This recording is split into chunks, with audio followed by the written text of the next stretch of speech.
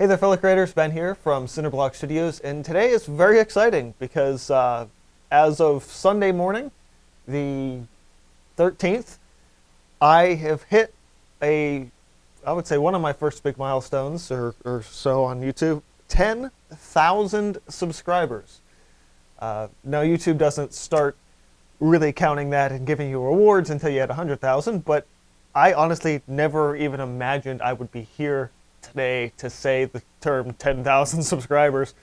So I'm shocked, I'm amazed that many people thought anything I've made has been worth subscribing to and enjoying and learning from, and that's really really spectacular to me. So first off, thank you, and today I want to tell my artistic story of how I got here.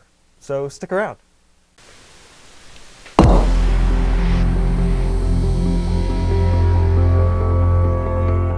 So I want this story to be as sort of open and honest as it can be, though I do have some notes of things that I want to cover because I'm not that great at remembering all the things I would want to talk about. So I've kind of been making notes throughout the past week to kind of be like, okay, these things in this order and interject the other things. So have those for myself, but I really just wanted to start with where I started. So where my art journey starts is actually with my family.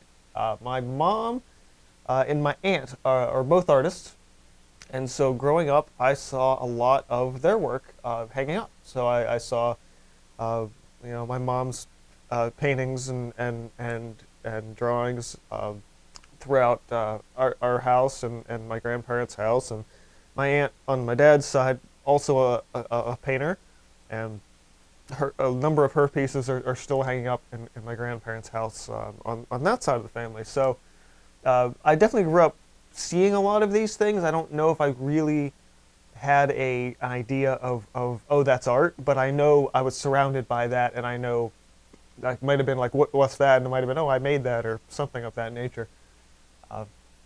But I do remember having that because all of those pieces are still around, so I grew up seeing all of that stuff. I'd say sort of my earliest sort of memories, so to speak, of like art and things like that, of having sick days where I wasn't at school. As far back as, I would say, first, second grade, possibly even earlier, my parents introduced me to Bob Ross, who was reruns of his show. Actually, I think it was probably still airing at the time. Very early childhood there, but it was probably my mom or my dad introduced, or my mom probably introduced my dad to it and everything, but somehow I started watching Bob Ross on PBS, and it was always afternoons at 2 p.m. I remember that really specifically. I don't know if that was always the time slot it was in, but it was almost very consistently, because it would be like Price is Right at 11, break for lunch, and then in the afternoon at 2 o'clock it would be time for Bob Ross. So I really remember that pretty clearly, and so it was just those things. It was like, oh, you're sick today. It's like, oh, but we get to watch Price is Right and Bob Ross today. So yeah. Now I don't know exactly when I got it in my head that I wanted to be an artist, but I'm pretty sure it was kind of always there. Some of my earliest memories of when people asked, what do you want to be when you grow up? I told them I want to be an artist. Now, exactly how I approached that had changed a lot throughout the course of my life. I think for a long time I didn't even want to do it professionally, but still technically totally don't, but that's kind of how it developed. Not to say I'm not enjoying myself or anything, but it wasn't quite where my mind was. But I always had a thing in my head of even when I was, again, very young, like kindergarten, first, second grade, I was like, I want to be an artist. So of course, having the interest in the arts, I was obviously, like, art class was my favorite in school, in elementary school, and middle school mostly as well. Now, when I was 10 years old, I had, my mom introduced me to painting. So I was given a acrylic starter set. I've talked about this in videos in the past. I still have the book. I still have the painting. That first painting I did's up there. But I immediately fell in love with it. It was like a little booklet, little project booklet, and like a couple of canvases and some paints. And I was hooked immediately. As soon as I, like, the first brush stroke to the canvas, I was like, this is amazing, I want to do this forever. And I think part of my introduction to acrylics there was because I'd loved watching Bob Ross so much. My mom was like, okay, let's get him something besides the little Crayola things of watercolors, which I had a handful of those, and I would always scribble and doodle in the corners and things like that. But getting the paint set when I was 10 really jump-started everything. Now, this isn't to say that my paintings were any good. They were awful for a very long time, but I just loved painting so much that it didn't matter if what I was making was any good. I was just really happy to be working on things and just mixing paint and playing with colors. And because I started so young, my understanding of the paint and how I approach things really started building from there. Now, I would say probably for the first 6 years, 5 or 6 years, I wasn't really making anything great. Actually, it was probably when I was 14, I made the first painting that was pretty cool. Definitely some advice from my mom. She's still this day my best and worst critic, because she would always give me suggestions and I would never be ready to hear them. My phrase was always, I want to learn to do this myself. I want to do it on my own. So I would ignore most of everything she said, much to her chagrin and my way to, like, I wasn't growing as fast as I could have because I wasn't taking anyone's advice. I just wanted to do everything myself. But again, I just loved painting. I loved being able to mix paint and put a brush on the thing and a knife and play with all kind of different things. Now, around that time, I had this table in the corner of a room. It got to the point where I was keeping papers and I had booklets and things and watercolor paper and sketch pads, and I was starting to accumulate just stuff. It wasn't good art stuff, but it was just stuff. And at a certain point, it's like, okay, here's a table in the corner of the room. You can just pile all your crap in that corner. And that was sort of the start of what eventually became the studio, but that's sort of where at that point I had a space. I had a space where I could go and do things. And most of the time I would just go over and fiddle or get something out. And it wasn't super serious. But then I remember this corner of the room where I could actually work. And that was really, really important, because then I had a dedicated space to just dive into my imagination and find things and explore ideas that way. Again, don't remember a ton about that time, but I do remember specifically like the paint set and the table, because the art table I had through high school. And high school was an interesting time, because high school was sort of my first big major growth period. Because then it's like, well, you're in school, you're in a class, you have to listen to what other people are telling you. And because it wasn't coming from my mom, I was actually more receptive to a lot of what I was being taught. So when I entered high school, I had sort of a goal. And my goal for high school it's funny I had a goal at all, but my goal was to take every art class that the school provided. I was like, I want to take all of them before I graduate. So everyone who starts, if you're taking art your freshman year of high school at my school at the time, you would start with just a class called Intro to Art. So it was just a dabbling of all the things, and we actually had 3 different art teachers and a very large and well-stocked series of art rooms at my high school. So I got a really good smattering of different media and experiences there. And it really opened me up to a lot of different things that I didn't even really know about. I mean, I knew about fairly basic drawing and painting, and some little things I used to read in this book I actually have over there. But it was mostly just like old historical mediums. It would be like charcoal and tempera paint, and so I knew those things existed, but I didn't realize the realm and possibilities of a lot of what was possible until I took that intro class. And towards the end of that year, the teachers presented a presentation, whatever. They said, if you're interested in being applying for this advanced program, so most people can only take one art class, like per year. So in order for me to actually take all of them, I would have had to be sort of selected for this other group. And so you'd submit sort of a collection of works, portfolio, if you have one at the time.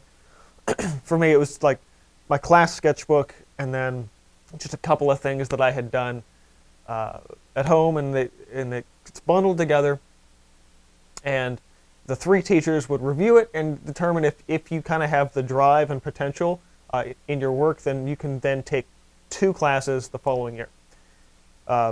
So I put my thing in, very happy to say that yes, I was selected to be in this group. So the sophomore year class, the main sophomore year class was called Form and Function, and that was clay, some basic jewelry work, mostly like flat form fabricated stuff that you cut out with a little saw and stamp together with things, and then put a little loop around or something like that.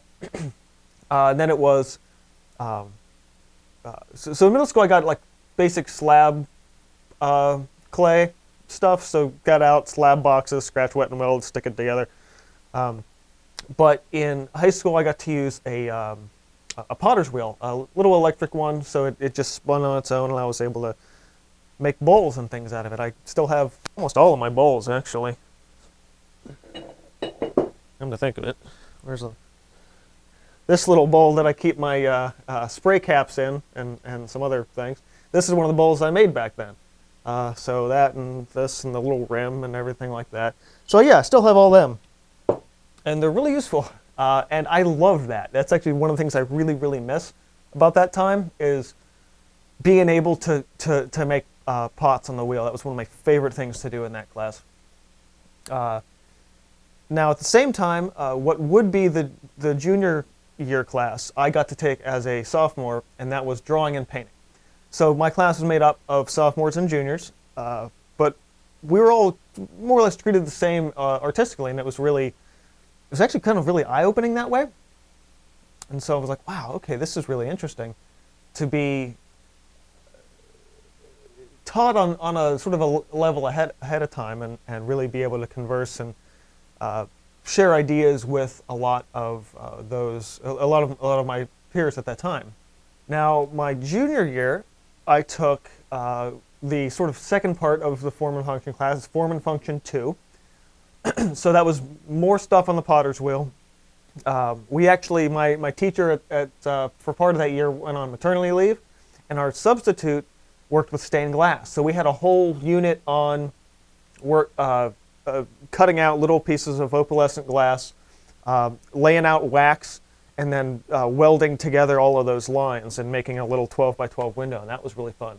Again, more pottery stuff, clay work, more advanced glazes. We did a whole thing where we had big vats of dye and made tie-dye shirts one year.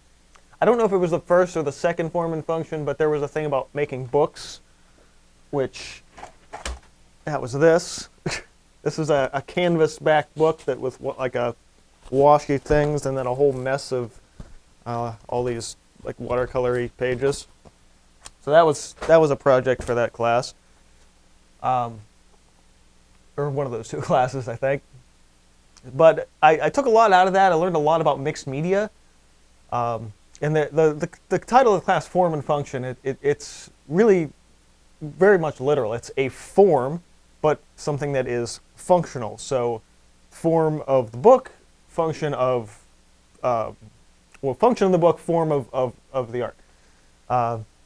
Like a pot, form, beautiful piece of artwork, but also functional, can put things in it. I don't remember a ton from drawing and painting, but I do remember getting just being able to access paint on a more rigorous basis, I guess.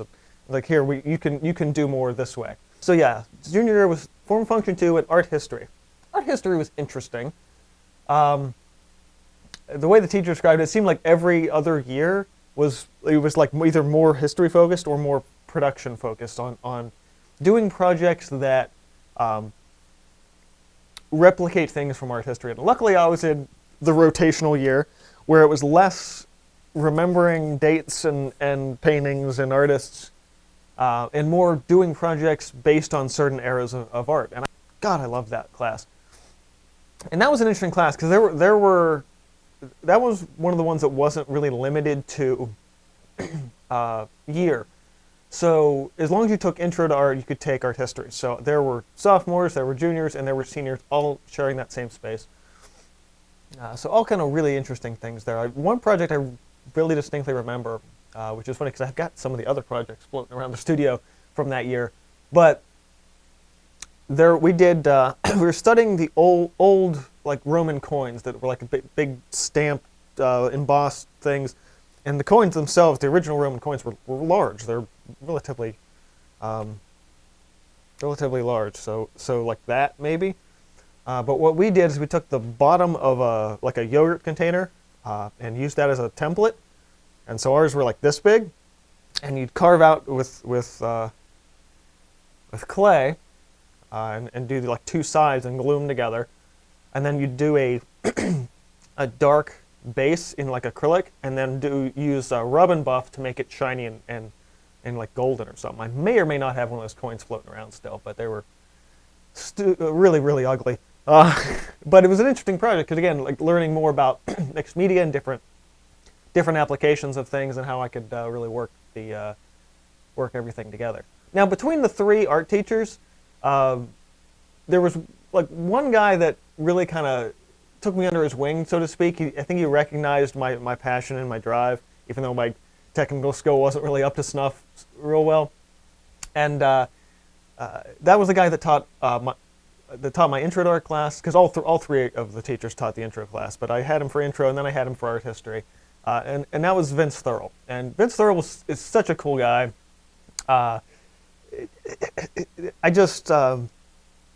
I remember him as sort of my first real artistic mentor, and he was really good at finding ways to push me in the right direction where I needed to. And I think, again, that a lot of that came from just recognizing a similar passion to his for the arts, and that way he was able to kind of nurture that in me, and that was really cool. And so my senior year, at this point I had taken all the regular classes, and the only class left for me to take was AP, Advanced Placement Art. And that you had, much like the dual class thing from my freshman year, you had to apply to get into it. So, same deal, gather your portfolio of stuff. At this point in time, since I'd picked up acrylic painting way earlier, I was able to throw some of my newer paintings into that, and sure enough, come through, and I got into the AP art class. Now that class was based on advanced placement high school classes anyway. That class was on a whole other level. It challenged me in ways and taught me about being an artist in ways that I never expected to. I credit a lot of how I learned to be an artist from that teacher in that class. Most specifically is we had an assignment was get a sketchbook, and you have to like basically fill it by the end of the year. You had to have so many pages done. So that was a 9x12 sketchbook. For me, this guy. And this was, you had to do 25 pages per a 9-week period. Now at the time that seemed insane to me. Now I could do 25 pages in like 2 weeks. So it's certainly has changed a lot. But this was the big class sketchbook. And the other part of that class was, also you can find a video me going through this on my second channel. And that was an exploration of media. It was an exploration of drive and passion, but it was also like find a focus. So for that class and for the actual College Board AP Art test, you had to create 12 pieces around a single theme. So I chose this sort of like human hand of God kind of theme. I played a lot with really surreal imagery, pretty crazy stuff. Even to this day, it's like stuff I really don't do anymore. But it was really fun to explore that stuff. And my school every year for the middle and high schools have a big art show in May, right before the end of the school year. And so, like you'd put a couple of pieces in from whatever class you took if you wanted to. But that AP art class, you got a whole board. you got a big giant board to put all 12 of your pieces up and show them as a portfolio. And then they were judged for awards by alumni. And that was just really exciting and fun to do because I'd never really experienced anything like that before. And again, really like being able to get to interact again with my peers on that level and artists of varying skill levels and varying disciplines for sure. I remember being in that class with a friend of mine, and that friend now works in the film industry. So a lot of his stuff was really kind of multimedia focused and photography. There were people that strictly did pottery and clay, and the other part of that class too is whatever you focused on, each of the 3 teachers in my school's program had sort of a specialty. There was more of a painting and drawing guy. There was Vince Thurl, my art history guy, who was able to draw a lot of heavier mixed media stuff, and then there was the form and function clay lady, and would help if I remembered all of their names. Hold on. Vince Thurl, Ramon Riley, and Marianne Andressi. There we go. So, yeah, the 3 of them are a tour de force. I think all of them are still teaching there too, which is incredible. But, oh, I just remembered, I applied for AP Art my junior year and didn't get it. Because you could actually take it twice. You could take it as a junior, and then you could take it as a senior if you took it as a junior. So you wouldn't take the College Board test again, but you'd be in it again to learn more stuff. But one of the most important things about the AP Art class is, as students, because we're in a fairly wealthy school district, all of us got a 12-tube set of 5-ounce golden acrylic tubes. This is a 2-ounce, but you get the idea. So this was my introduction to great high-quality paint. Now, actually, my thing had some good high-quality paint in my starter set when I was 10, but I, after that, had moved into doing Liquitex Basics, Winsor Newton Galleria. It's why I rant about this stuff on the channel a lot, because I used it for years. And in high school, when I finally got these, it was like, whoa. Whoa. Whoa. And we had a couple of like evening painting sessions where we'd have to come into the school as a class and paint with a model or something like that. But this changed everything for me. And as soon as I tried these, and that's what I used for a lot of those portfolio pieces, it was like, okay, this is the real deal. I have to step my game up for this. Now, at the end of that school year, you take what's the Advanced Placement Art Test, and for most AP classes, you just take a written test, like English, history, math, whatever. The art class was a little different, and I wasn't prepared for it, and I wasn't instructed greatly on what I needed to do for it. Now, these days, the AP Art class, you take a digital image of your painting, drawing, sculpture, whatever, gets bundled together, they stick it in like a flash drive or something in this big envelope. I still have my big envelope. Some original pieces go in there, and some, and then you'd have digital files. Now, the year that I was there, they had not yet converted to digital files, and this is ridiculous because this was 2008. So they still wanted you to have old-fashioned slides. So it had to be taken with a digital camera and printed out as a negative into a slide, which you put in a slide projector, which sucked. Because it didn't show anywhere near the detail or the quality of my work because of it. And additionally, the whole presentation of it just suffered. And you only got one shot. It's like if you screwed the picture up, it was like, no, you don't get to try again. And you also, with a digital file, this is why they didn't do it back then, is because they were concerned that if you had a digital file of a traditional piece, you would alter it in such a way that it would sort of be disingenuous to how the piece actually looked. But I don't know why they cared that much. It's high school students, geez. For what, like a 3-credit college credit, if you pass the test. So I was really confident, perhaps overly confident, in my skills.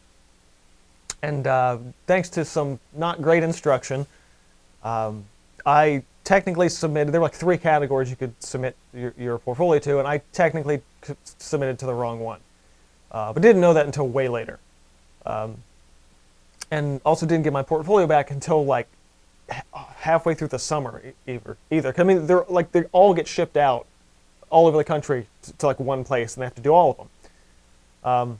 So you could get like 1 through 5 was the score, or 4 maybe, 1 through 4 I think. I got a 1, so it's the lowest possible score you can get, and I was pissed because I had built up this confidence that I was a really good artist, and that came back, and they're like, yeah, you're not, basically.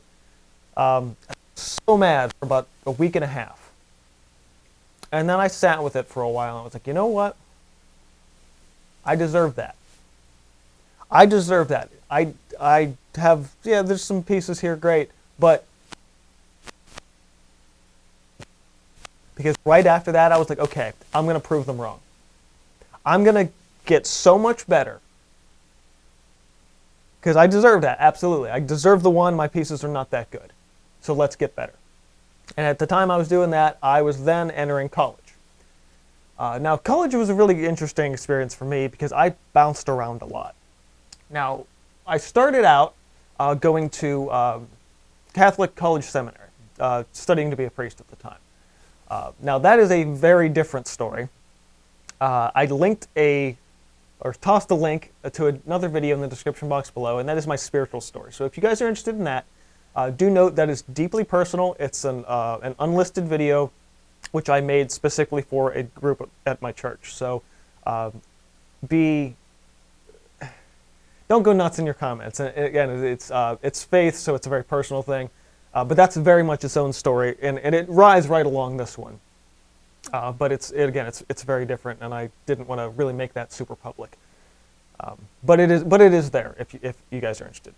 So I entered the seminary, and it's still some of the best years I remember, at least with friends and the social things and you know, learning to serve in new ways. But I'm not then, nor am I now, a very disciplined person. So I struggled a lot. I was taking 5 classes a semester versus the regular 4 because we had to interject the theology into there too. And it was always like one class always suffered. So it would be like an A, 2 Bs, and a couple Cs. Because I couldn't, I would always focus on one and everything else would kind of push to the side. But the one thing that kind of really kept me grounded was, 1, making short films, which is where a lot of my video stuff started. I took a couple of video classes back in high school, I think junior and senior year, or sophomore, junior, senior year, something like that. When I was about 11 or 12, I got a small video camera, and I was making goofy videos with my friends up to that point. The high school stuff got me a little more grounded in camera work and tripod stuff and that kind of thing. So by the time I hit college, I was now making full-on short films. Not great ones, but you know, do what I can with a tiny little digital camera. That was may or may not still exist on the channel, but that was the Golgotha project those couple of years. So I spent a year and a half in the seminary, and I found that in that time that I took all my paints with me, and well, some of my paints with me. Couldn't take everything. But I had a little box with all of that under my bed, and I occasionally would pull it out and play with watercolors and make a little bit of a mess. But when it was warm enough, I actually found a spot inside eventually, but I would go and set up my tripod easel and paint. And I found that I loved painting way more than I loved studying. It got to the point where I was like rushing through homework and class assignments and just seminary obligations just so I could paint. Because that's what I was way more interested in doing, or trying to find short film time and line everybody's schedules up. But that was a whole other horse there. And so after a year and a half, I was like, I'm not disciplined enough to do this. I really want to paint. I really want to pursue this more, but I don't have the time to do it here. So I left, got a job working nights at a grocery store. transferred to my local community college, and just started. In between all of that was just finding time to paint and pursue the kind of work that I really wanted to. Part of the college part as well. There was a guy that I had a little painting. It was like a 9 by 12 or maybe an 8 by 10, real small. And I was hanging on my wall, and one of the guys came by my room and saw it, and he's like, "Can I buy that off you?" And I was like, "Just have it. Don't worry about it." And he goes, "No, I want to buy it." And I'm like, "Okay." He's like, "How much?" I'm like, $20. Cool, $20. Here you go. And that was really the first thing that put it in my head of oh, there's something here. People want to buy stuff. So yeah, I came back. I got a job in community college, and I met with the youth minister at my church, and she was like, "What do you want to do now?" And I'm like, "I want to have an art show. I want to show off what I've been doing all this time," because the work I was putting out in college then became some of my best work at the time. And so I was really kind of leaning into that. So I really wanted to show that off, or have some way to express that, to share that. And this was just before I really started the YouTube channel. So I didn't really have that outlet yet. Now, as I was working in the studio trying to find new angles, new ways to push my work further, I found a couple of artists online. I can't remember how. Searching, there was this old website service called StumbleUpon. I don't know if it still exists or not. But you could it basically would drop a toolbar into your browser if you wanted it, or you can just use the website. And there was a built-in one, and you kind of set it up to what you're interested in, and you hit stumble, and it just like randomly spits you out a website based on, I guess, this big database of like whatever's in that, or search terms or something. I have no idea how it worked, but I got spat out onto this blog called Suck It Life, and it was run by a guy named Lawrence Yang, who to this day is still one of my biggest inspirations, because he was doing this thing with ink and gouache and watercolor and layered mixed media, and I'm like, this is cool. So I tried it, and then did nothing but those kind of paintings for like 8 months, and it taught me a lot about like ink and watercolor and that mixed media side of things. And around that time, I also found an artist by the name of Justin Vining. Yang works out in California. Vining is Indianapolis. And Vining was a guy that was kind of like me, that he went to school but found his passion in painting. He finished his degree. I did not. But, well, I finished an associate's degree eventually. But he went to law school and was like doing paintings there and selling stuff while he's a student. And I'm like, this guy's got something figured out. And I remember specifically, he's the guy that taught me how to wire a canvas. Because I sent him a message on Facebook, and I was like, how do you do that? And he just like sent me a picture of the screw eye with the thing in the back of the canvas. And I'm like, oh my God, thank you. So it was also around this time that I was like, I still wanted to have some kind of an art show. So youth ministry changed at my church, and I approached the new youth minister, who I had known actually from when I was still in high school, when she was in college. And I was like, hey, what can I do with my work to maybe do as like a charity thing? And so every year my church has this big spaghetti dinner, or I should say my old church, since I've moved at the time. And it was like the big youth group event, big fundraiser, spaghetti and meatballs, tons of people come, they sell tickets, all that stuff. So we set it up to do a silent auction with, I brought like 40 paintings. And set them up, hung them up on all these wires, and there was a little price sheet, title, medium, and then it's like bids. And that was really cool. I made a killing that first year. But at that time I was selling 16 by 20 paintings for like $40, $60, so I wasn't charging a whole lot at the time. But it was like my first real taste of art show stuff that wasn't school showcases. So the first year I just kind of wandered around and talked to people here and there. The second year I did it, I I sat with a table and I drew, which was really cool. Kind of kept my mind off of everything else. And then by the third year, I was starting to get a little bit burnt out from that because like first year was really good, second year made less money, third year made even less money. And I was, the way I was set up, I was doing half the profits for me, half to as charity event. So split it half and half. And at that point, I think the novelty had worn off for a lot of the parishioners. And I was getting lowball bids. So I'd have like base price, and they'd bid like less. And then they'd be like, oh yeah, you can have it. Like, no, you can't have it. You didn't pay me the base price. Like, that's the price. So my pieces were getting let go for way less than I was asking for them. And I'm like, I can't do this anymore. I got to find a new outlet or something. So the first year I actually had run into a guy who, if you guys have seen the stuff on my channel before, you'll know him as Jim Gentner. I talked about him a while. He passed away a couple of years ago. But that's where I met him, was the first year I did the Spaghetti Dinner show. He just came up to me towards the end of the night and goes, hi, I'm Jim Gentner. I'm a professional artist.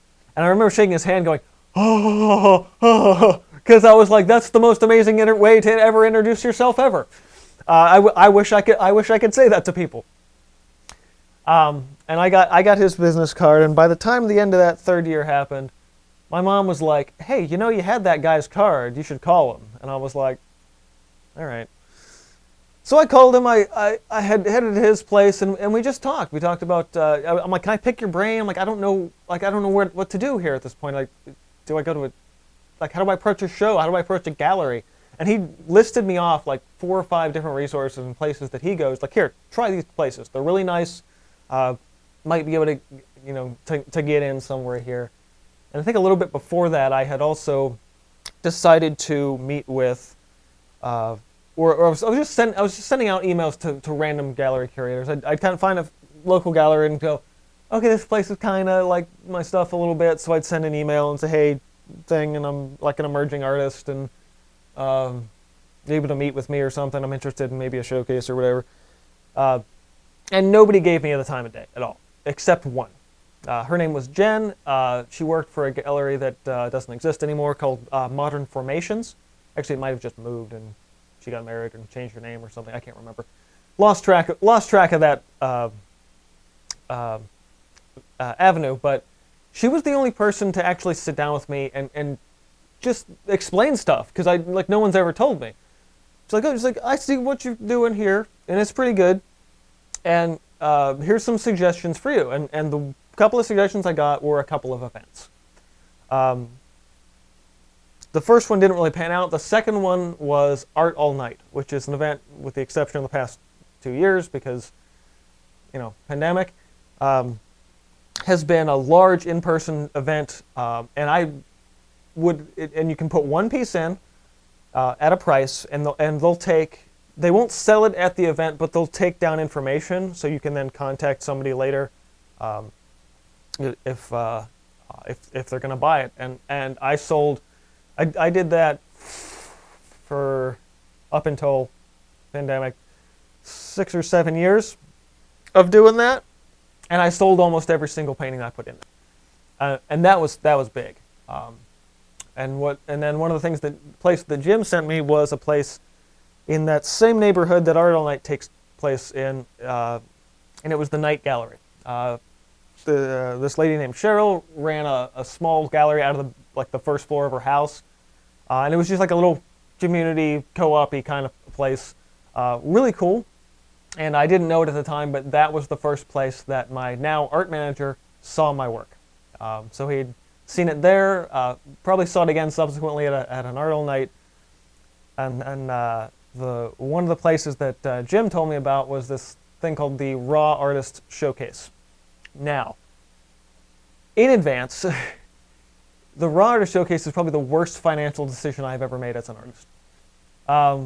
Because they want you to sell 20 tickets to this event, and if you don't, you have to pay it out of pocket. So it's a pay-to-play model, which is one of the worst things you can do as an artist. It's terrible. But what good did come out of that, also didn't have a credit card swiper, so I couldn't sell any paintings, so I really did not make up any cost difference on that show. I met a lot of great artists who are now part of the Red Fishbowl collective that I'm in, and some which are just real, close friends now too. It was my introduction to a lot of artists like me who are just starting to feel the waters and try to find their venues. So after that showcase, I got a lot of contact information. So while I didn't make a lot of money or any money, I actually lost money on that one, I came out of there with like 5-6 contacts, and one of them is now my regular gig, which is awesome. So I actually want to backpedal a little bit before we get into the Red Fishbowl stuff. But around 2010 or so, which was the era of Lawrence Yang and Justin Vining inspiration stuff, I uploaded my first couple of art videos. I think a couple of those have been re-uploaded since then because I had to change audio and stuff. But yeah, none of those original videos I think really still exist in the form that they did at the time. And so part of it was I was coming out of college, and people always said to me, "Why? I wish I could draw, or I wish I could paint like you." And my answer was, I'm like, it's not hard. You just got to put in the time to do it.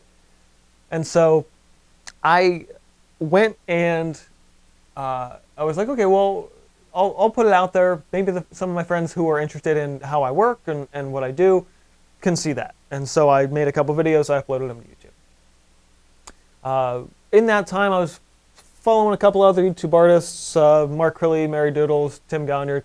And the Tim Gonyard stuff kind of put me on an idea of tutorials. He was doing tutorials, and I'm like, well, these don't seem that difficult. You just talk a little bit and paint along with things. So I kind of ripped one of his techniques off and made a little video of my own, and that's the Shadows Highlights tutorial, which is one of the oldest ones on the channel.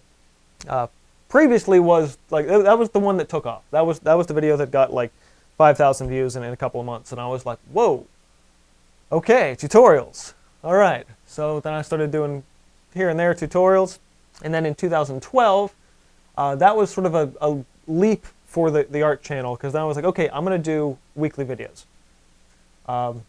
So made that commitment.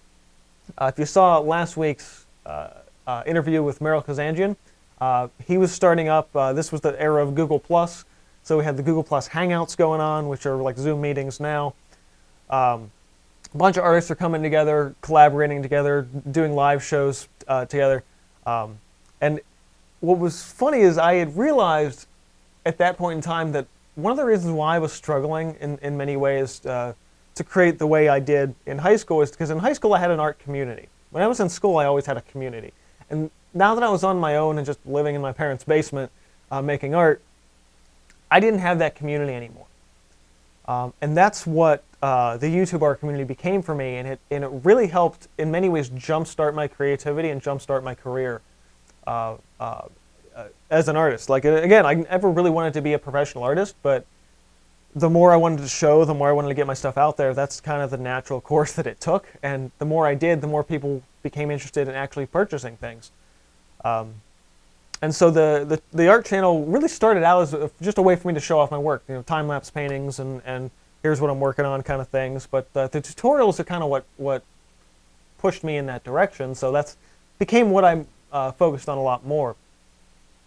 So fast forward back to the Red Fishbowl stuff. So now we're in like 2015, and this guy's like, "Hey, I've seen your work around the city a little bit in these places. Do you want to be part of this thing I'm starting?" And I was like, sure. So ta-da! There I have an art manager, and now 2016, no, 15, 16, 17, I was doing 2 shows a month, and those were completely different now. Like now I'm getting prints made. I'm setting up a table in the back of a bar, and there's a band playing, and I'm getting tons of foot traffic, and people are coming through, and I'm doing well, relatively well anyway. And they were really fun for a while. And around the time I started looking for a house, I was starting to get a little burnt out. So would be late 2016. And I'm like, this is getting, because at that point I was like, because like the novelty had worn off again. So I was going to these shows, dragging all my stuff out there, sitting there for 8 hours, 8 hours, and making like $45. And I'm like, this isn't worth my time anymore.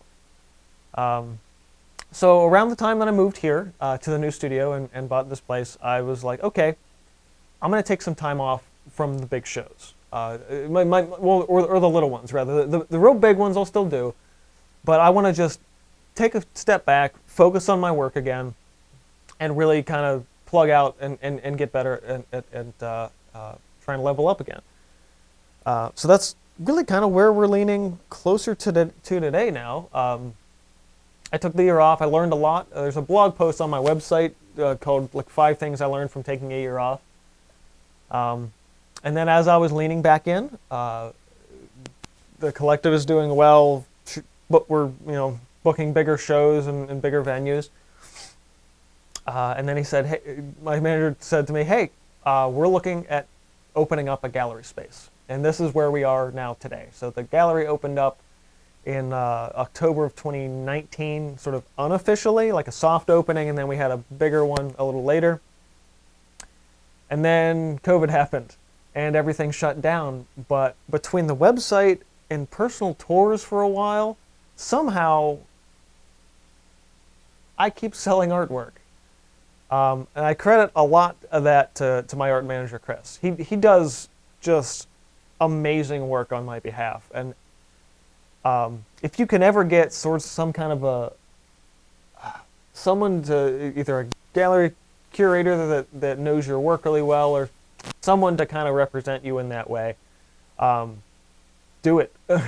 Because he knows my work in some ways almost better than I do. He can market it in such a way that gets the sale. I'm not really sure how. Someday I'm going to have to sit and pick his brain to do it. I mean, a lot of artists really have to learn that themselves. I mean, I learned a lot about setting up shows and like how do you wire a canvas? What works for this scenario? You got S-hooks for some things, and I did Velcro on like a carpeted thing for a couple of shows. Very strange. And you learn a lot about that stuff because nobody really ever teaches you that stuff. And then there's the whole business side of things, and I had to, at some point, actually get my DBA and register the business, because I was now making more than hobby income, which is, I think, between like $200 and $500 or something like that in the U.S. So it's like now I'm making more money than that every year, so I got to be an actual business. But what's great about the art manager and the gallery now is I pay, it's commissions on every painting I sell, but I'm able to just really pursue it at my own pace. I can make a piece, and it can be the best piece that I do because I have the time and focus to work on it, and I don't have to worry about all the other stuff most of the time. And of course, throughout all of this, the channel's been growing. I've been uploading videos and tutorials, and so the next real big one was my like how to paint grass 5 different ways, 3 different ways, something like that. And that's, I think, my most viewed video now, which is even crazier now. That's well over, I think it's well over 150,000 views, something like that.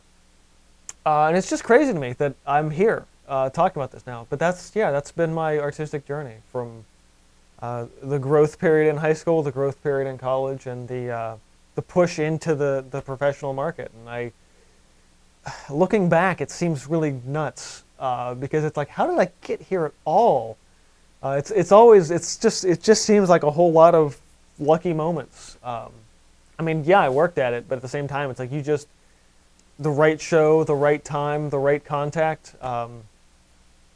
As long as you're producing, work that somebody